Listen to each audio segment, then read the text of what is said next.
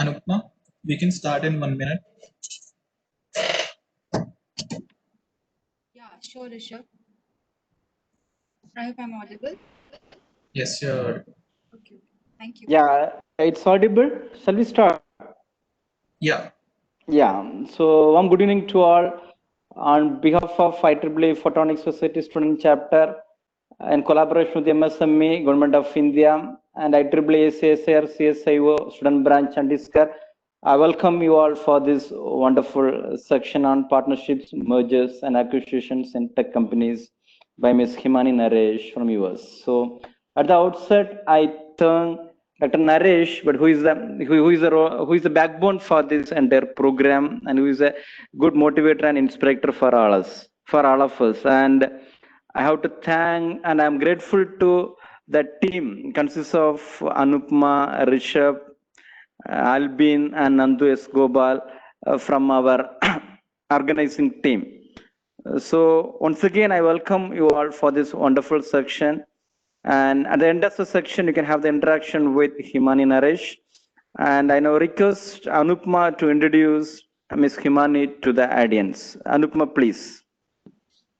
Yes, thank you so much, sir. So it's a privilege to welcome Ms. Himani, and I'll be formally introducing the speaker to all the participants. So Ms. Himani has 20 years of experience in large and small tech software companies, including 8+ years in corporate development and MA at deal execution at Microsoft, and also the cloud company at AcSIR-CSIO. She is current VP of Strategy at Discovery. She has BS in Computer Science from Columbia University and an MBA from the Wharton Business School. She resides in the Seattle, Washington area with her husband and kids. So with this brief introduction, I welcome you, ma'am, for your talk. Yes, over to you. Yes, thank you very much. Thank you to all of the organizers for letting me take the time to speak with you all today. I know it's Friday evening and it's probably late and you've had a busy week, so I appreciate you making the time. And I think it's a wonderful opportunity that we are able to speak to each other with the great technology that's out there, and it's being leveraged heavily with COVID. As Anupma just said, I have a 20-year career in technology, and I have spent the last 8 years working in mergers and acquisitions. And what mergers and acquisitions basically means is one company buying another company. And so what I'd like to talk to you about today is why companies do that. So at the end of the day, everybody is trying to grow a business. So we'll talk a little bit about what it means to grow a business. Now, there are multiple options to grow a business, and we call them growing organically and growing inorganically. And so we'll discuss what it means to grow inorganically. And we'll also talk about what it means to build, buy, or partner, because that is the traditional decision that people make when they're trying to decide how to grow inorganically. And then we'll talk a little bit about the deal process. And then I've done a little bit of research on M&A in India, and I'll share with you what I found. Now, most of you are academics, you're researchers, you're scientists, and you're professors. So you're asking to yourself, why is this an interesting topic for you? And so let me help you see if I can help answer that question. First is, as a researcher or a scientist or a professor, you will create the world's next big technology. But there's no use for that technology unless you can monetize it, or unless customers use it and buy it, or unless that technology can be part of another product or service that is being offered. And so this topic will be interesting to you because one day you might become an entrepreneur and would want to start your own business around that technology. And that technology and that business will need to grow. Or you may work for a big company like I did. I worked for Microsoft. Even though I was an engineer, I moved to the business side. And you may work for a big company that is trying to grow and expand, and you'll want to know how to do that. Even if you work in a university, you may create technology in academia that someone else will want to buy. But I think the most important thing is, as you grow in your career, You have to think not only as an engineer or a technical person, but you have to sometimes think like a business person, and you have to think about strategy. Because when you think about things from a business lens, you put yourself in a position to make decisions and become a leader. So when you think about your career, it's not always just about building the technology. It's also about influencing other people. It's about making decisions. It's about becoming a manager. It's about becoming a spokesman for your company. It's about talking to customers and partners. And at the end of the day, you should strive to become a leader and bring the younger generations and the younger people and the rest of your company along with you. So that is why I think this topic might be interesting to you.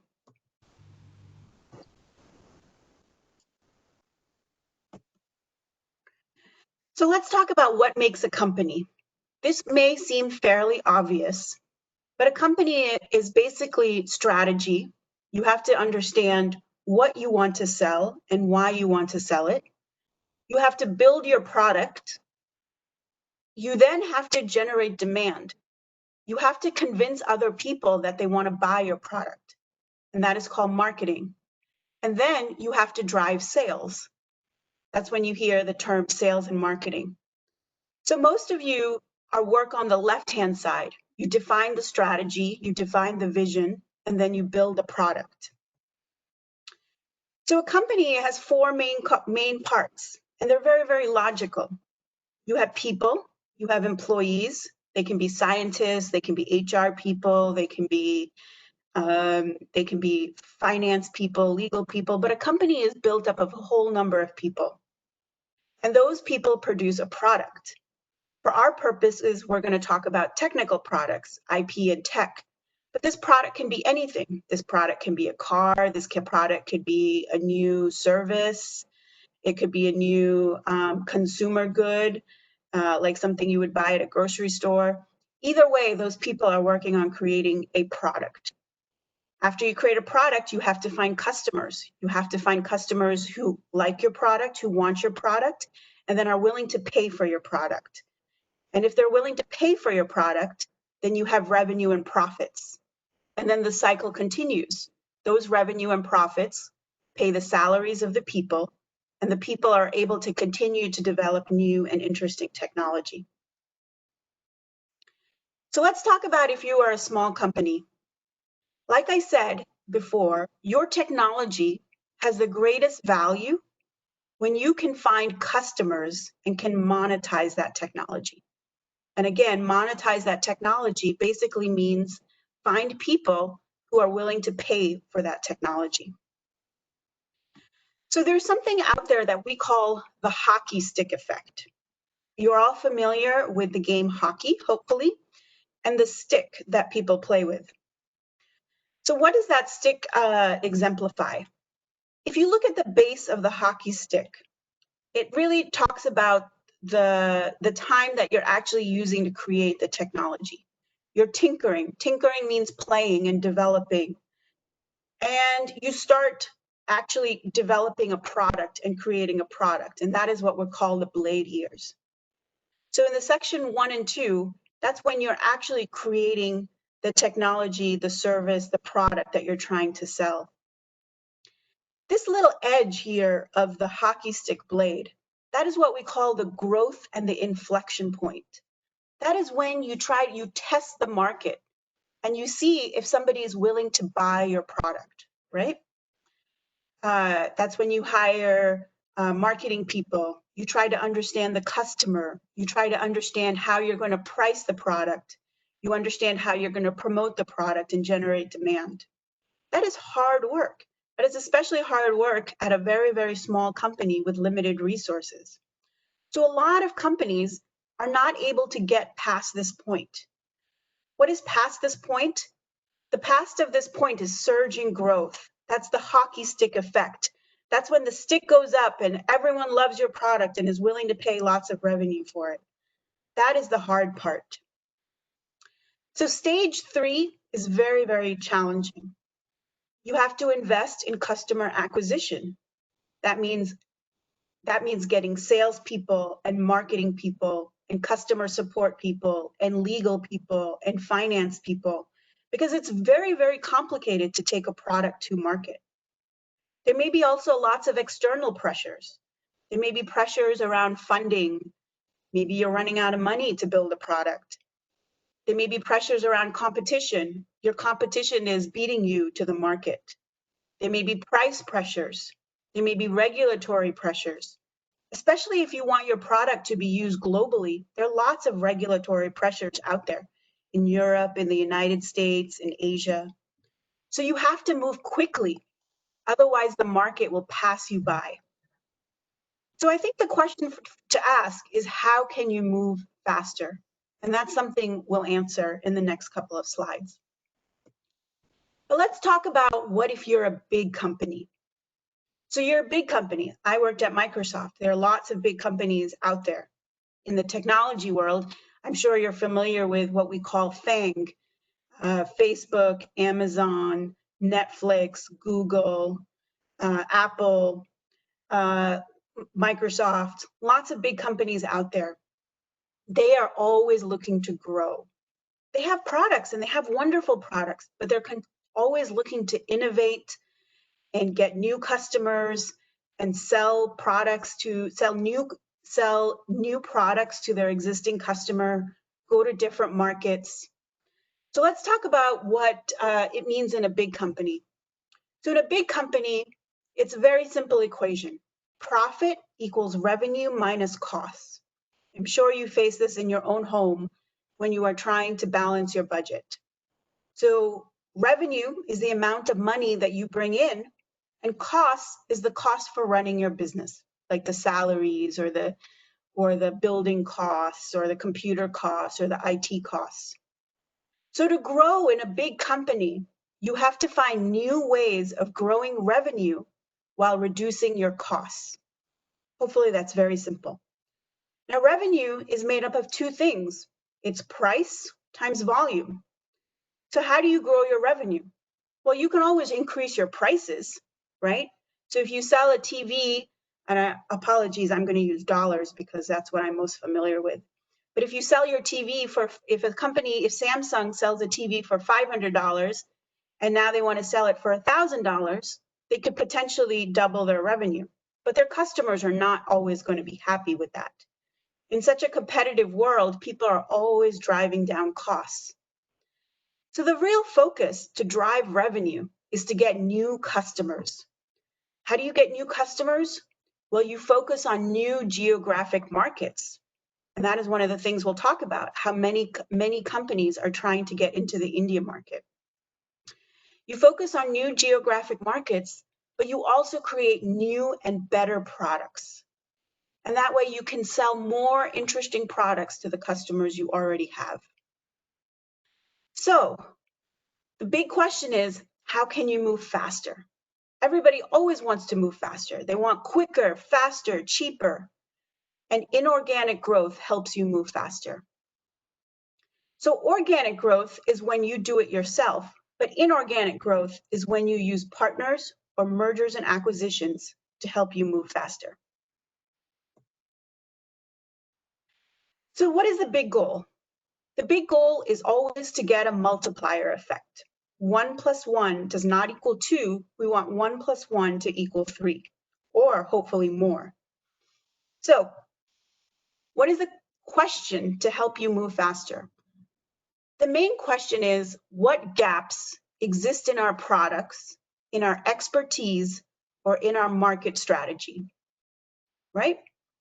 And is it better to fill that gap ourselves, or is it better and faster and cheaper or more effective to partner with someone else or buy someone else?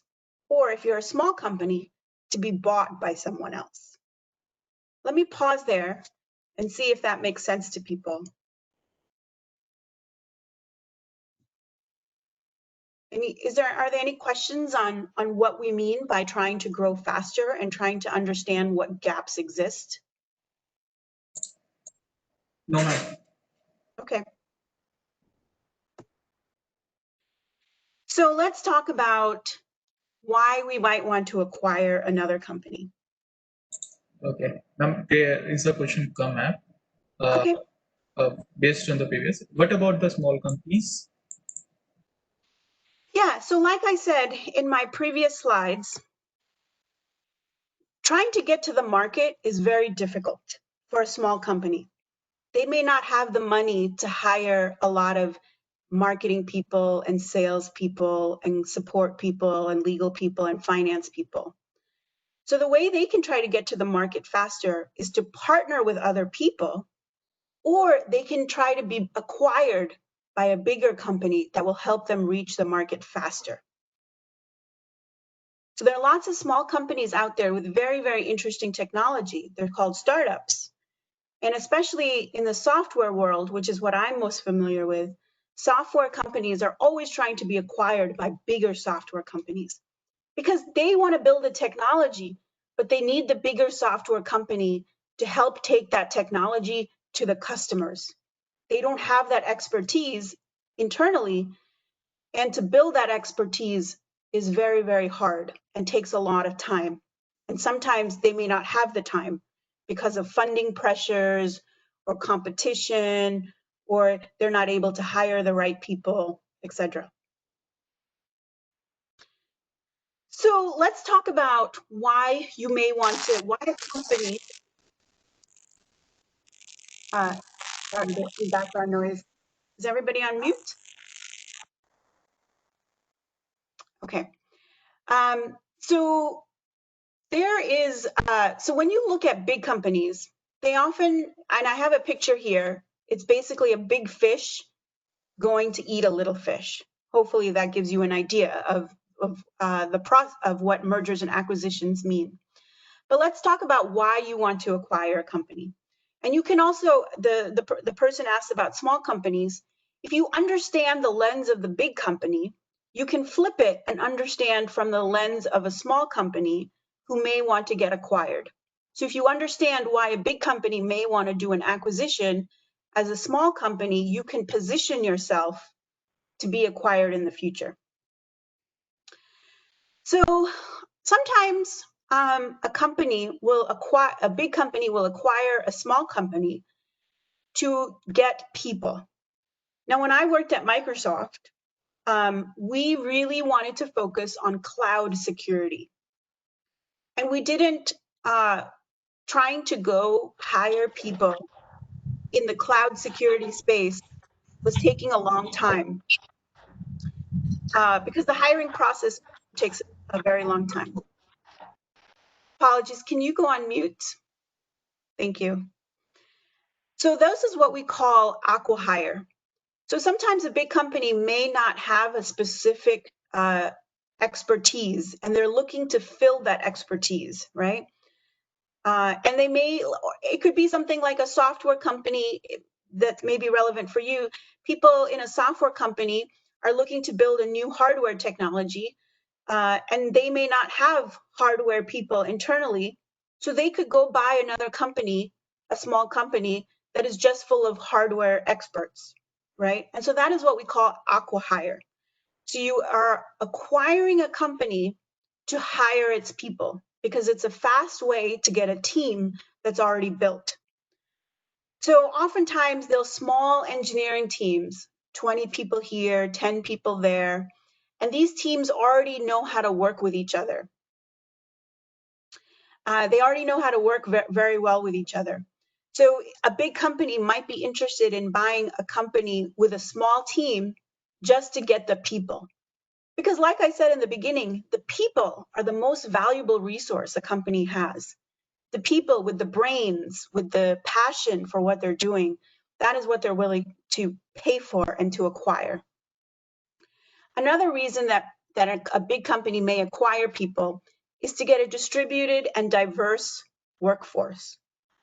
Oftentimes, they are people in high-cost areas, like in Europe or the United States, who are looking to hire people in other time zones. So maybe if they acquire a team in India, or they acquire a team in Russia or Poland, those people have a different cost model but they also are on a different time zone that can help support customers around the clock. People in the United States can only help people 12 hours a day. But if you're trying to build a customer success team, you may want to hire people in a different time zone to help people in the other, to provide customer support for the other 12 hours of the day. Or you may want to take advantage of the cost benefits. So a lot of Western companies are moving to Eastern European companies or Asian companies like China and India because the talent is very, very strong, but also the cost per employee is also a little bit lower. Now, big companies primarily acquire small companies for their technology. So there are a few reasons here where that may be. One is they may fill a technology gap. Like I mentioned, I have done a number of acquisitions to fill the security gap for the company that I used to work for. So they wanted to build security technology. They could build it themselves, or they could go buy other small companies that fill that gap. They want to expand into a new segment. Now, let me give you an example here. Let's say you are a big oil and gas company, right? But there is a big pressure out there to move into clean technology and to move to solar and to move to wind. And so the big oil and gas company may be interested in purchasing a solar company so that they can move their business eventually into that direction, because their revenues and business from the oil and gas will one day go down, but their business from the clean energy will go up.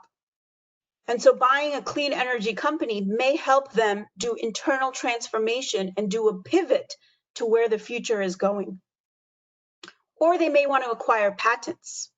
This is a common thing used by big companies like the Facebooks and the Googles and the Microsofts and the Amazon, is that they want to build their patent portfolio because they can generate revenue from this patent portfolio. The next reason that people may do acquisitions is going to the market faster. So like I mentioned to you before, there's so much competition out there, you know, especially in the tech world. You know, Facebook may come out with something, and then Google may want to come out with something, but they don't, to compete with Facebook, but they don't have the time to build it. So let's say let's say Facebook comes out with a new video distribution platform. Well, Google wants to compete with them. But in order to compete with them, they would have to build the technology, and that could take, you know, 2 years, and they don't have 2 years, otherwise they'll lose their customers. And so what we call faster time to market is one of the reasons a big company may acquire. They also may want to expand into a new region. Now, this often happens in companies in regions like India and China, which are such big markets, 2 billion plus people. And companies all over the world want to access the customers that are in those, that are in India and China or Africa or Brazil or Russia. And so they do that by acquiring companies in those countries that can help them grow. And we'll talk about specific examples of how different people have done that in India. But one example I can give you off the bat is Walmart, which is a big store here in the United States, made a big investment in Flipkart in India. So that way they can start leveraging and getting Indian customers. Amazon, when they're trying to have a new footprint in another country, they will often acquire a retailer, a store in another country to help them develop that foothold. Another common reason that people acquire is to consolidate the market and to crush the competitors. In order to crush the competitor, they may choose to buy the competitor. Hopefully that's a simple example, but let's say hypothetically, there's a new video platform service out there, right? And Facebook gets threatened by it because they have Instagram and they don't want to compete with them. So they could potentially buy that competitor and change their brand so that it's now Facebook. So consolidation in the market is also very a big strategy that people use. And then similar to expand into a new region, sometimes you want to purchase established distribution channel or customers. I'll give you an example here. So I worked at Microsoft and we were focused on cloud. And we really wanted to have a strong focus on media companies, film studios who use the cloud to make movies. And one of the things we did was buy a small company that had a lot of media companies as customers so that they could be our customers now. Now, finally, one of the reasons you buy companies is for profits. The first reason is it's opportunistic. Something is for sale. So we talked about small companies. Small companies often have a limited budget, right? And they have investors.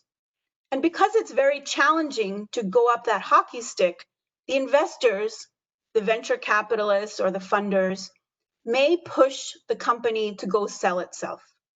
They may say, hey, we invested 5 years and $5 million in you. You haven't shown growth yet. We think it's time for you to go get sold. And so the investor may help that company go try to sell itself, and it may go shop that company. Just like a real estate agent shops a house, there are people who shop companies to other companies. So that is a reason that sometimes big companies may buy something because that company is for sale. Diversify. This is what I talked about before when we talked about Exxon or an oil and gas company trying to diversify to protect against market trends.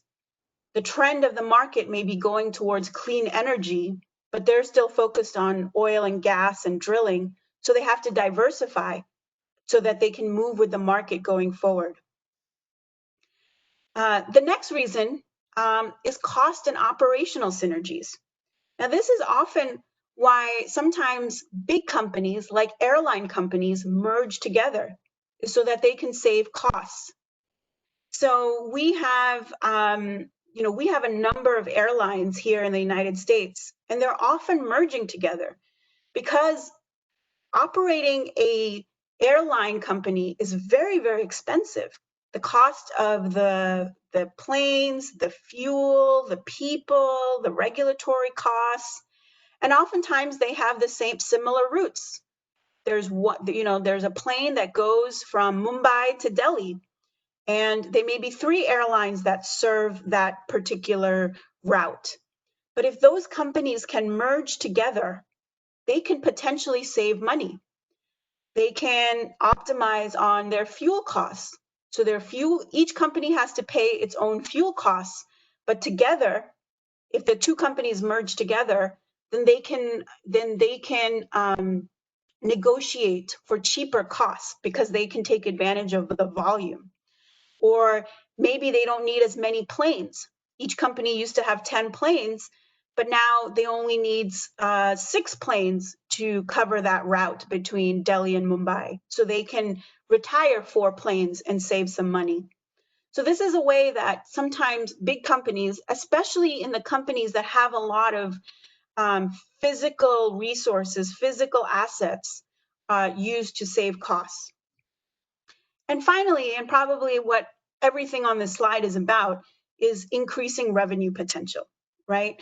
So people want to buy companies in order to get bigger, bigger, to find more customers, so they can ultimately get more revenue. I've said a lot on this slide. I'd like to pause for a second and see if there are any questions.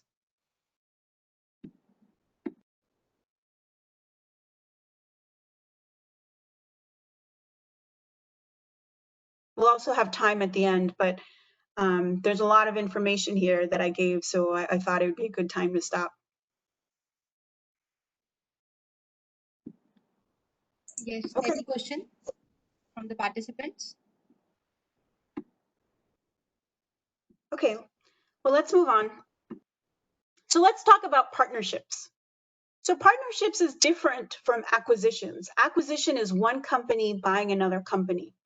Partnerships is when two companies work together. So there are two different models around this. So let's talk, and maybe this is more relevant to the technology that you're working on, because you often create small pieces of technology that get merged into larger pieces of technology. So let's talk about this for a little bit, just to compare and contrast. So the reason that people partner in technology development is to make development go faster, to accelerate development. Now, there are three types of technology partnerships. The first one is what we call OEM or white label. And that's when we take a third-party technology and put it into our products. So, for example, there's somebody out there who makes a chip, and it's a small company. It's not Intel or AMD. It's a small chip or a small component of a motherboard or something like that. So we may consume that technology in our bigger technology, but we don't necessarily say that that technology is in there. And that is what is called white labeling. We don't put a label on that. We just consume that technology into our bigger product, and we sell it like our own product. The next one is called licensing. So we license third-party technology to our customers.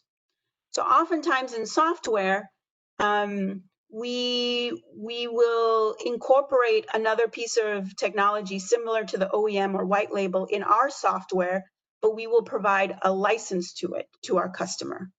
I'm trying to think of an example.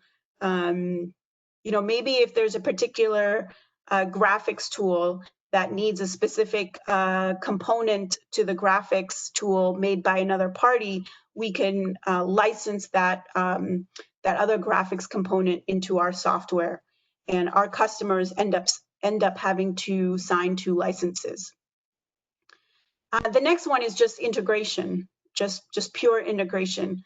So we have our technology and their technology, and the two technologies are able to talk to each other and work together, and they make a better product for the customer. The other reason that you would partner is for a go-to-market strategy. So like I said before, there's multiple parts of a company. You have the technology, but then you also have the go-to-market and the customers. So partnerships on the go-to-market is to help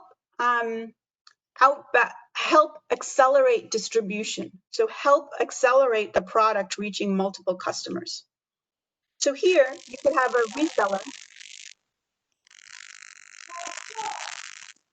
Is there a question? Okay. You could have a reseller. So someone who resells your product for you. Because if you are not able of building a sales team or building marketing resources or finance resources, you could just ask somebody else, please sell my product for me. And that's what they'll do. There's also a referral service. So what happens here is a particular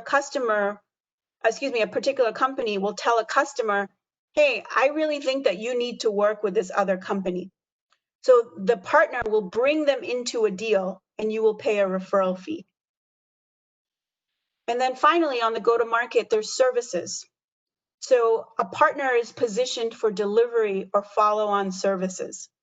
So there are lots of companies, I don't know if you've heard of them, like Deloitte or Accenture. So a lot of these folks, or even maybe Infosys or Tata Services, what they do is they provide services on top of a particular product. So for example, if you're a company that doesn't want to do a lot of investment in customer support, maybe you can work with Infosys and they will provide the customer support for your products. So that's another example. So on one side, you have relationships for the technology, but on the other side, you have relationships to help you go to market. Now, the other thing I want to touch upon, and this crosses a little bit into the mergers and acquisitions slide as well, but there's something called joint ventures and foreign direct investment. So joint ventures is typically when two big companies come together in a business arrangement for a new project or company or activity. So there are many examples of joint ventures, and this is particularly interesting when you're trying to go into a market like India or China. For example, China may say, Amazon cannot go into the Chinese market unless they're partnering with an existing company. And so the Chinese company and Amazon will come together and create a new company and call that a joint venture. And another common thing is foreign direct investment. And I'll give you some examples of this at the end, but sometimes a company in another country will just provide FDI investment into a business, and they can get profits later or they can have advantages later for that. So that is a common thing when we're talking about cross-border. So I gave you some examples of mergers and acquisitions and why people do that, as well as partnerships and why people do that. Now, sometimes it's very hard for people to decide if they should build it themselves. So that could be either build the technology or build a capability themselves. If they should partner with someone and work with someone else to help build the technology or the capability, or if they should buy the technology or capability. So that is a decision that we call build, buy, or partner. And these are some of the examples of the questions that people ask when trying to decide which of those methods they want to take. They may ask, do we have the expertise to build a technology ourselves? So like I mentioned, if a company is trying to get into security, security is a very, very specialized talent, and they may not have the security expertise. So they may want to partner with someone else who has that security expertise, or they may want to buy that expertise. Is it strategic to our business? This is the question that people ask to see if the technology or the service or the gap is something that is very, very core to our business. If it's very core to your business, then you should probably own it. If it's not core to your business, then you probably don't need to own it and you can partner with someone for it. In all of these three options, you have to look at how long it would take to execute on each of these options, but you also have to look at how much it would cost. And that is a very important thing. If it's going to cost you 2 years and $10 million to build something yourself, but maybe it will only cost you 6 months, and even it may cost you 6 months, but $15 million to buy it, because you saved 1.5 years, it may still be worth it to buy it. You have to look at competitive pressures. You also have to look at how long your customers can wait.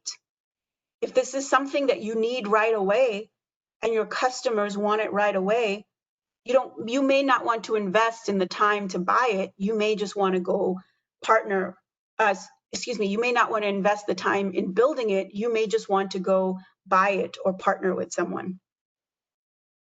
The other thing you have to look at is which has the least risk, right? All of these options have different risks, and we'll talk about that on the next slide a little bit.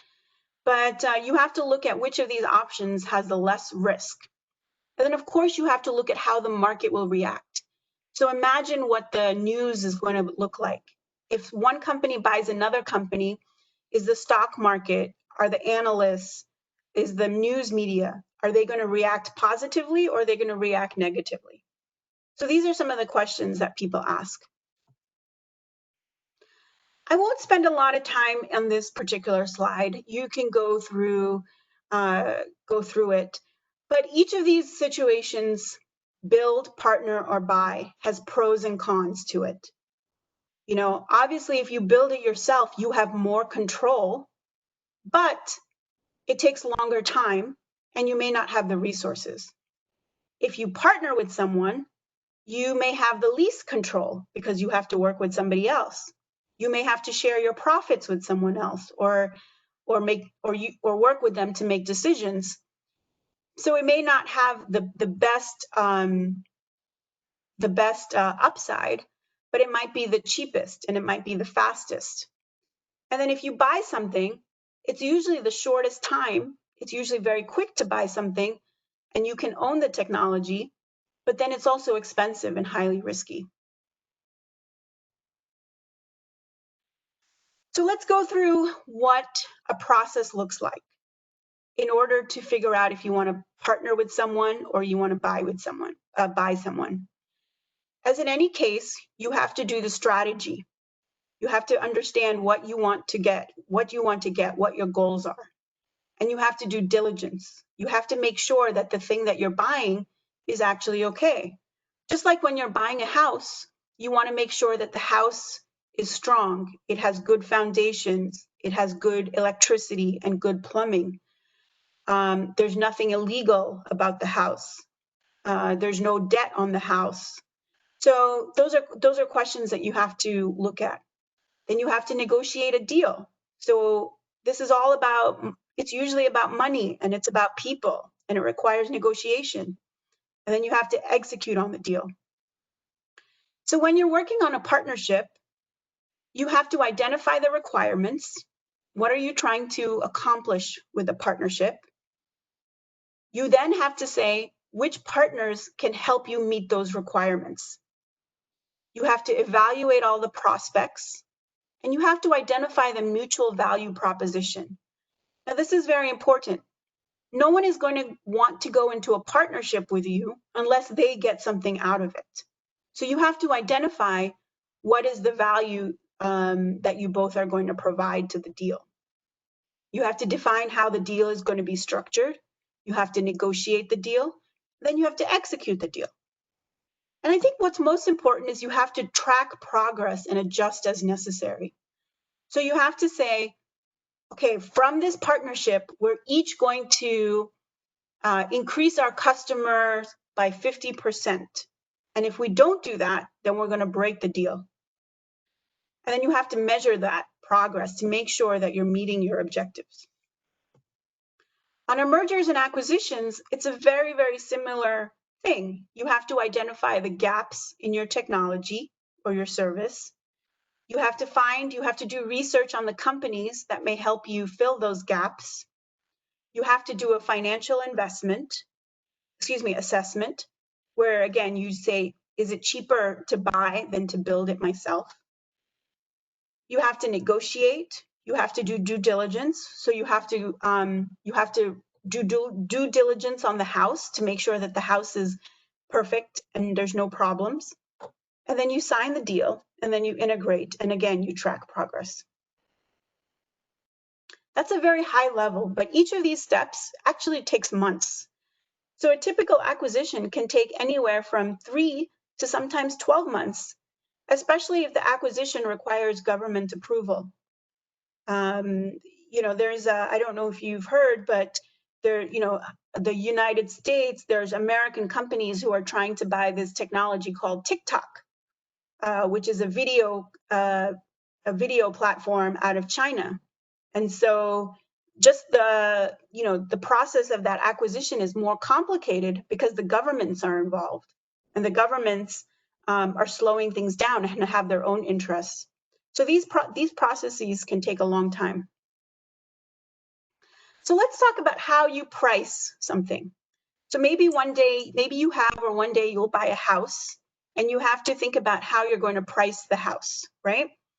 Or is the price of the house worth it to you? So here are some examples of how you do pricing. So the first thing that you want to do is you look at the cost and the time to build it yourself. So let's say in the house example, if you buy a piece of land and you build a house yourself, how much is that going to cost you? And how long will that take? It may take 2 years and, $50,000. How long will it take? So maybe the top limit for you is 50,000, because if it's anything higher than 50,000, you can just build it yourself. You have to look at the revenues that are going to come in. So if you think that by buying a particular company, I'm going to make lots and lots of money for the next 10 years, then you may be willing to pay a higher price for that company. You want to look at comparables. So you want to look at what other technologies have been sold in that same industry and how much those costed. That can give you a ballpark. So in the house example, if you look in the neighborhood and all the other houses sold for, X crore, then you may think that this house, okay, I can pay the same amount for this house. But if the other houses sold in the neighborhood for less, then you say, no, I don't think this house is worth as much because the other houses were not sold for that much. So I don't know why I would pay more for this house. The other thing you may want to look at is investor expectations.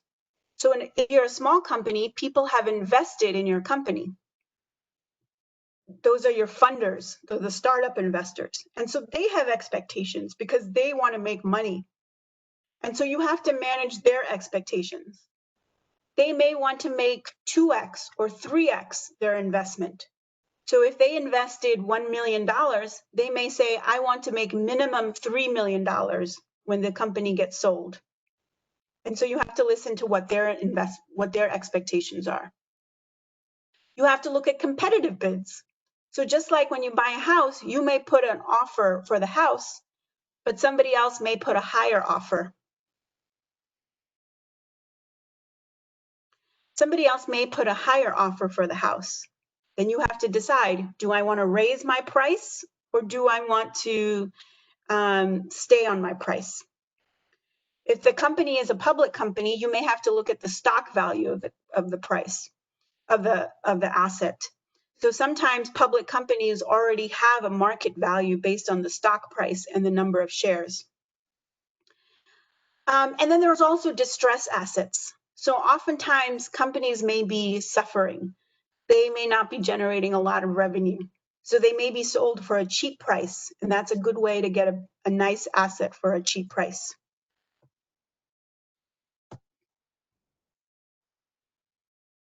Okay, let me just talk very quickly about due diligence and planning. Everything you do requires planning.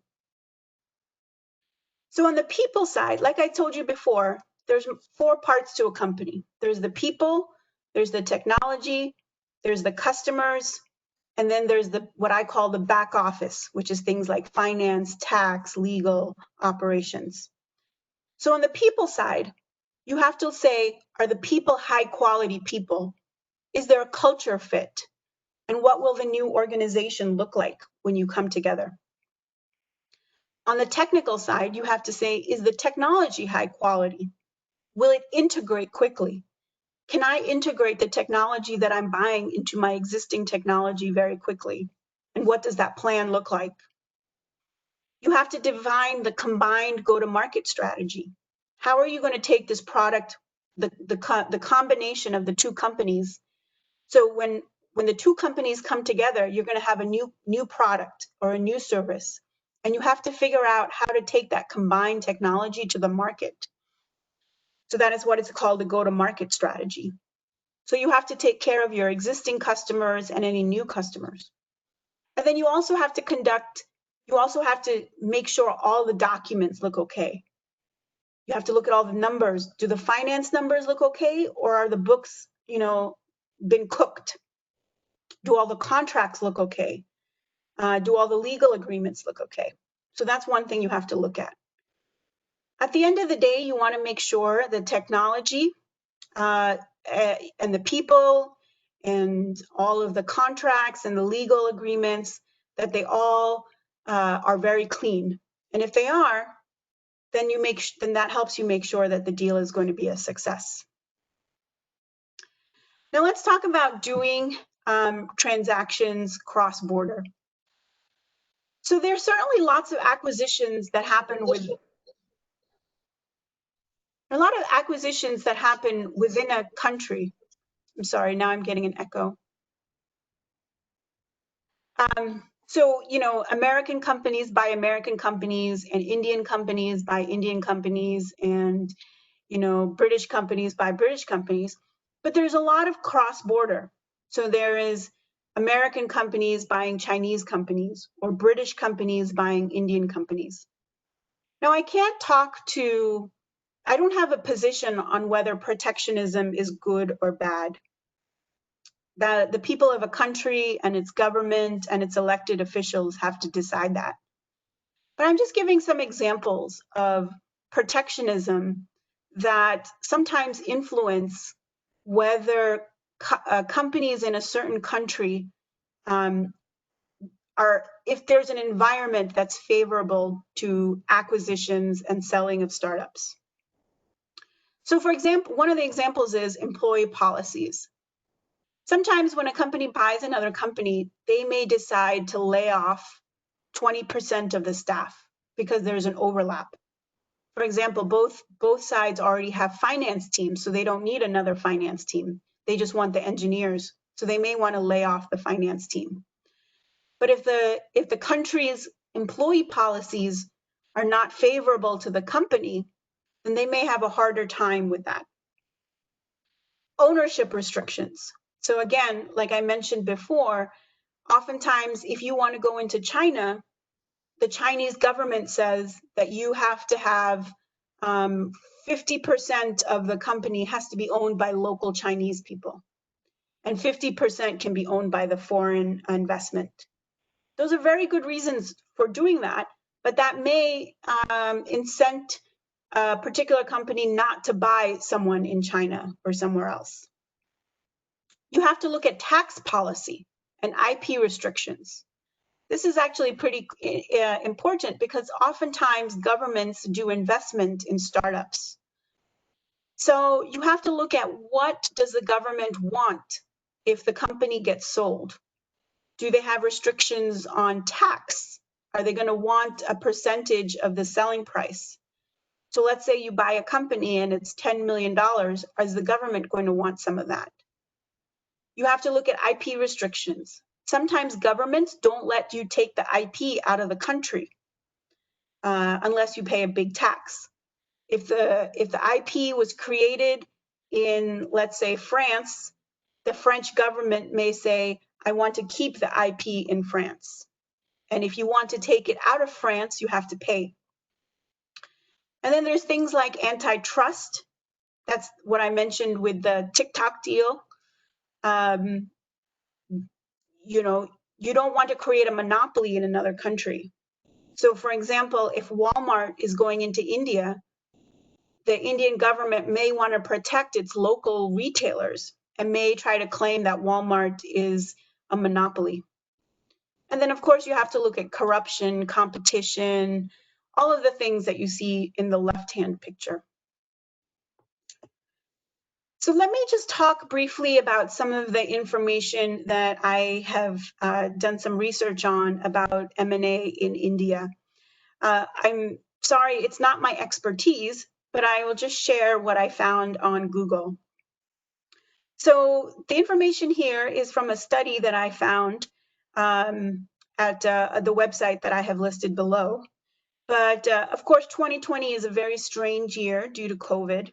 So I'm not listing 2020 numbers here, and also they are not final. But here are some of the numbers from 2019.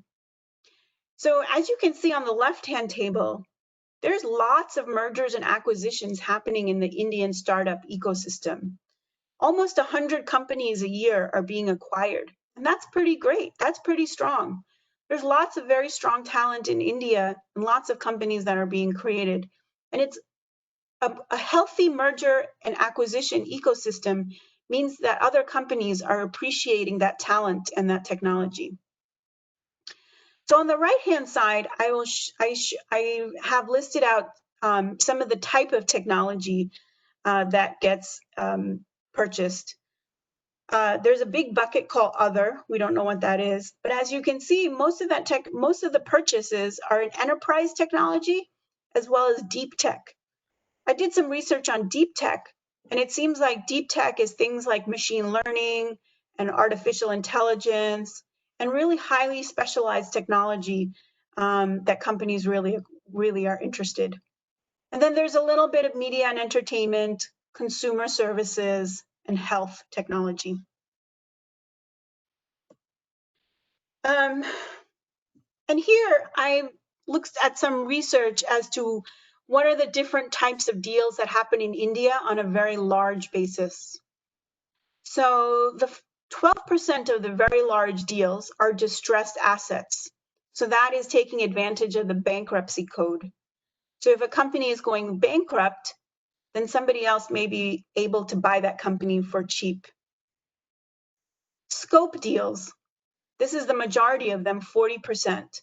This is exactly what I was talking about in this whole slide, in this whole presentation, is when companies are looking to grow, they go to India to see if there are companies out there that can help them grow. There's also carve-outs. Carve-out is an interesting thing where you want to separate part of a bigger business and sell it. So, for example, I have a slide in my next slide will show an example in India. But let's say if I can make up one, you know, a healthcare company has a particular drug that they don't want in their portfolio anymore.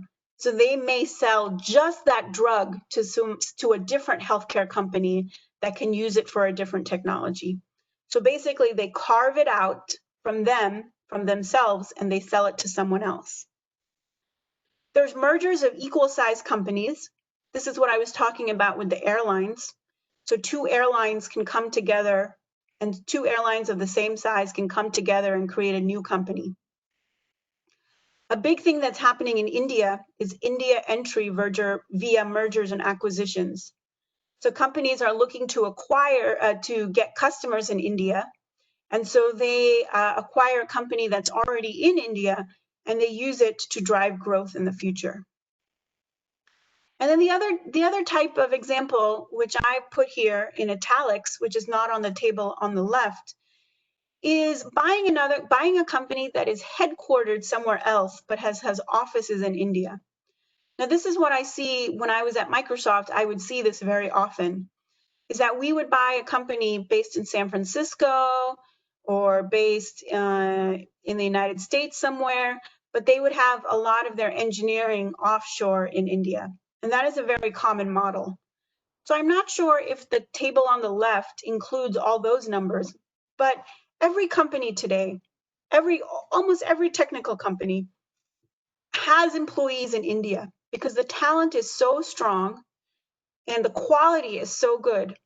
In fact, my company, Discovery Incorporated, which you may know of, they have a media network called Discovery, a media app in India called Discovery Plus India. We actually just in the last month bought a small company outside of Pune to help us with some of our advertisement technology. And we're very excited about incorporating that as part of Discovery. So here are some examples. The top 4 examples are India entry via mergers and acquisitions. So the first one is what I talked to you about before, Walmart. Walmart buys Flipkart. On the right, here's an example of a Russian oil company that has done a deal in India to buy another energy company. There's also Facebook. So Facebook has taken a $5.7 billion stake in India's Geo platform. So that is an example of part acquisition, part partnership, part foreign direct investment. Another example of an India entry in M&A is Amazon. So Amazon, of course, is an online retailer, but they have taken a stake in an Indian grocer. Carve-outs is what I was talking about when you take a part of your company and you sell it to someone else. So GlaxoSmithKline, which is a British healthcare company, they sold a part of their business to Hindustan Unilever. You have companies that are merging of equal sizes, so Bharti Airtel and Tata Teleservices. But then you also have distress assets. So here I found Adidas buys Reliance Infrastructure Mumbai partner business. So my brief research said that Reliance Infrastructure had a lot of debt. And so Adidas helped them with that. And then there's also small acquisitions. So Google has a Google Maps. And so they've acquired one of India's small popular train tracking apps to incorporate into their Google Maps technology. So these are just some examples. I'm sure there are many, many more. As you saw from the previous slide, there are about 100 acquisitions that happen in India, and that doesn't include all of the acquisitions that happen where the headquarter is in another country, but India has most of the engineering talent. So with that, I've done a lot of talking. I'm at the end of my presentation. I hope this information was useful. I know certainly it's a new topic for many of you, and it may not feel immediately relevant, but hopefully as you get some exposure to business topics, this will help you become a stronger leader and a decision maker and a manager as your career moves forward. So with that, I'm happy to answer any questions that anybody has. Yes, thank you, ma'am, for sharing your profound knowledge and very insightful session. So now the session is open. I request the participants, if they have any questions, either they can, note down in the chat box window, or they can directly interact with ma'am. So the session is open.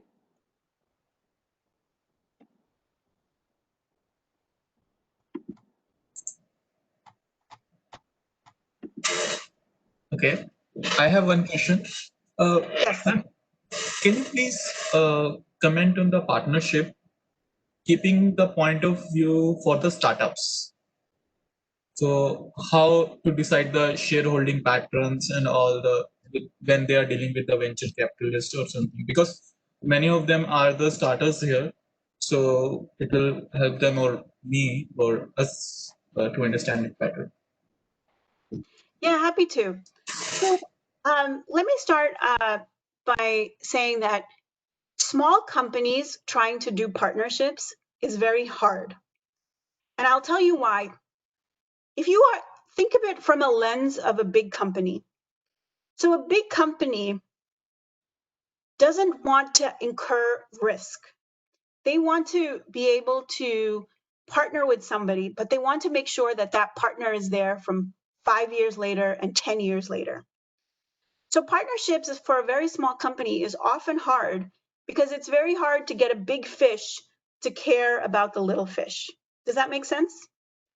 No, ma'am, actually, I think I haven't explained myself clearly. So actually, I was asking when, in a startup, when two business partners, two persons starting one business, one have the knowledge and one have the money. So, Oh, I see. Okay. yeah, so this kind of partnership I was talking about. So can you comment on that?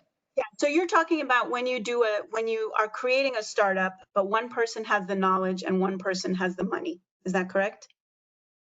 Yeah, so this is a very tricky thing. Is the person who has the money, are they just an investor or they are actually going to be part of the company? So can you please explain both the cases? Yeah, so sometimes an investor is a person. So when you create a new company, let's say it's called, India Technology Limited or something. So when you create a new company, when you have an investor is a third party, and the investor puts money into your company, but they stay separate. The other option is you have two co-founders.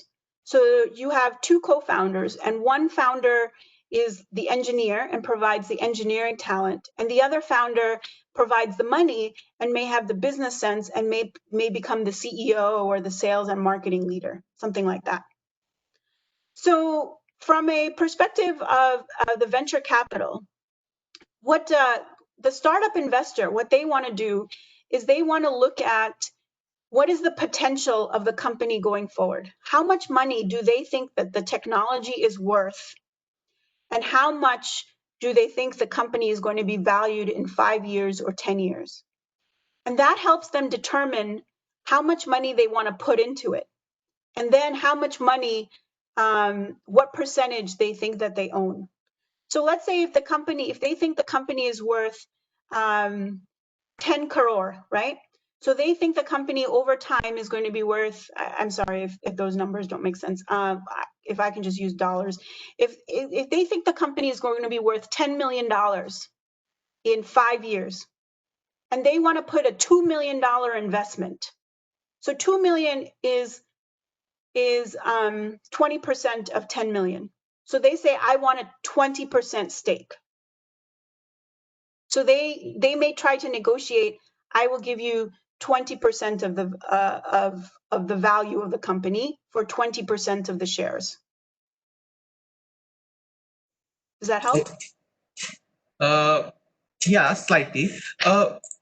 Okay, one scenario is very clear to me. The second one, in which you said that both the partners are working. One is investing and taking the role of responsibility as CEO and all other things Yes. he is doing, and Yeah. the one is handling the engineering side. It is very clear to me that in this it is like 50-50%. Yeah, if there are two. You have to negotiate that, right? You have to negotiate that. There's no right answer.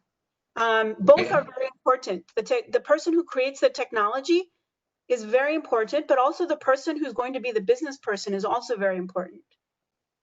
Okay. So you may decide it's 50-50, you may decide it's 60-40. Unfortunately, oftentimes the person who has the money is the one who has the more leverage, right? Has a better bargaining power. Okay. And what about in the first case scenario? So who has the more leverage in that scenario?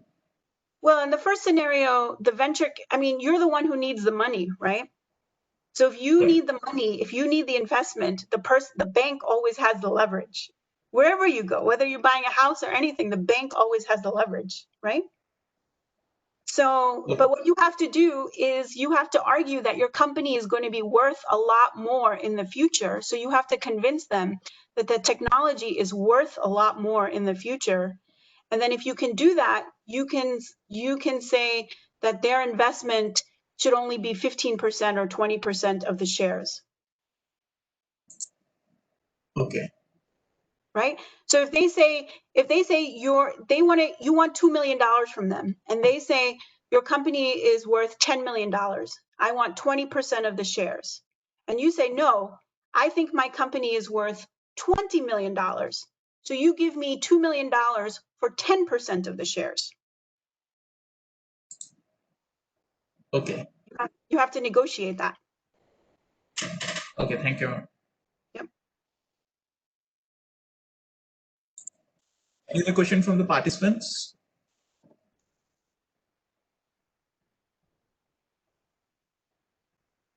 Okay, ma'am, there is one question in the chat box from the Jitendra. What is the minimum investment required to acquire or merge with big companies? There's no minimum investment. It depends, again, it depends on, you have to look at,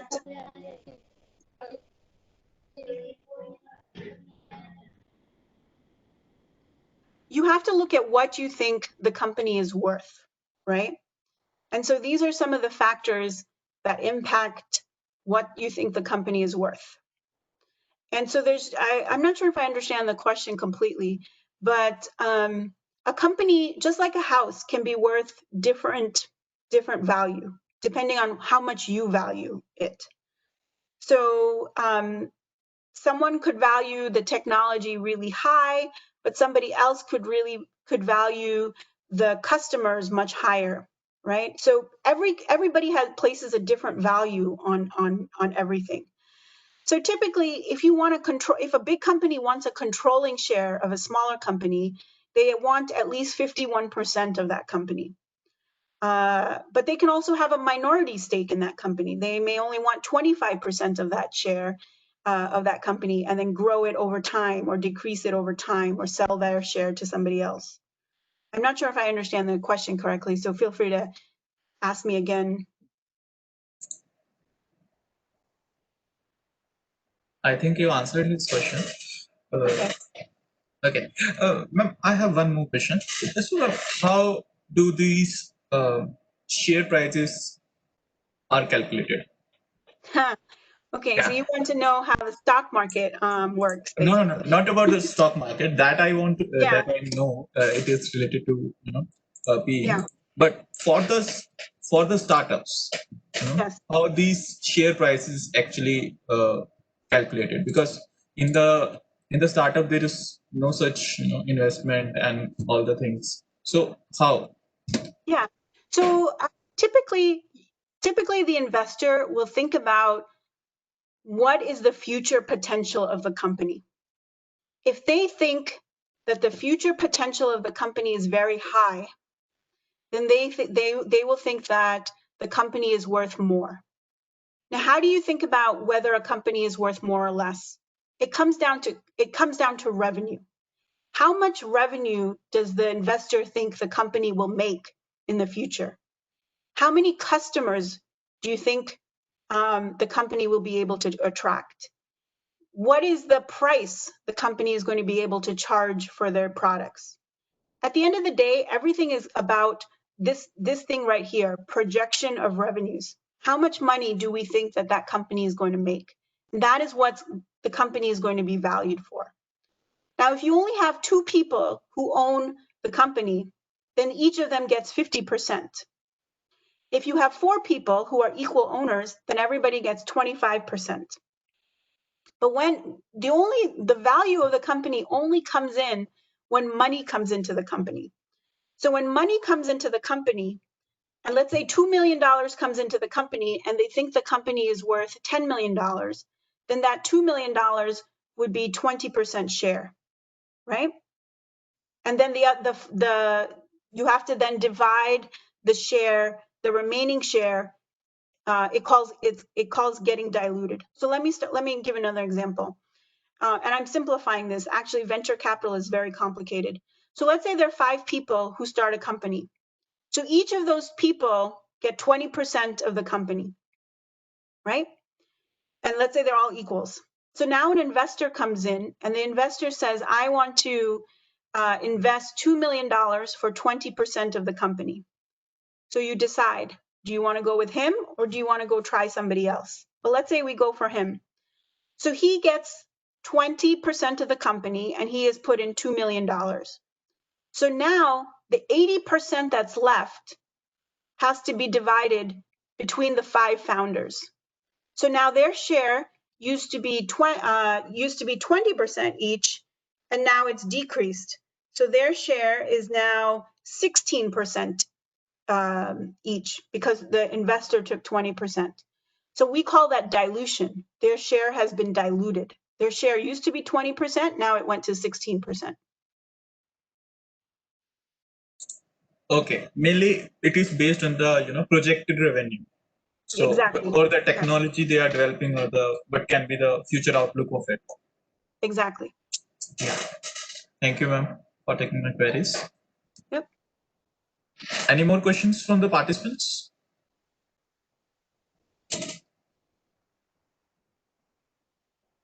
Anupma, you can take over.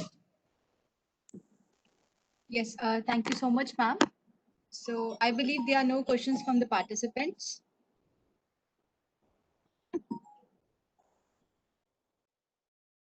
Okay. Well, thank you so much. This was a pleasure. It was very nice to meet with you and work with you. And I've enjoyed this talk and I hope to see you again soon. Thank you, ma'am. Yes. Pleasure Thank you, is ma'am. all ours. Okay, bye-bye. Thank you, Naresh sir. Thank you, Subhash sir. And thank you everyone for joining us.